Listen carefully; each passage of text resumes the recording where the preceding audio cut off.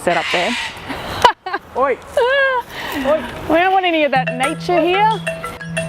Last week's council meeting showed yet again why our merger was such a bad idea. We had a 1,200-page agenda, 25 items, but in 5 hours we barely got through half of it. But here are a few of the key decisions we did make. First up was our climate and renewables strategy, which will see council source 25% of our energy from renewables. Now, with the urgency to act on climate change, I wanted to see this go up to 50%, as did the Greens and independent John Stamalos. But other councillors voted against this because it would kill off Labor's plan for us to invest in a solar farm. I think this has sold the Inner West short, economically and environmentally, and I'd love to know what you think.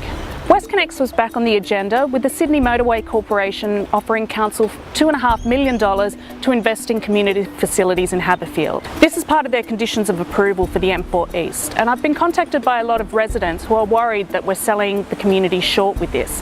So I'll be taking a good look at the MOU when it comes back to council, and I encourage you to do so as well. Back in the Stanmore ward now, and council approved planning changes that will pave the way for the new RSL and several 6 to 8 storey apartment blocks to be built next to the station. Now, as someone who believes in sustainable development, this proposal has a lot of what makes that work. It's dense but not too dense, it's right near public transport, and of course Petersham is a fantastic walkable village that's close to the city. Now, I'm going to keep pushing for the increases in open space and transport and services we need to make this work.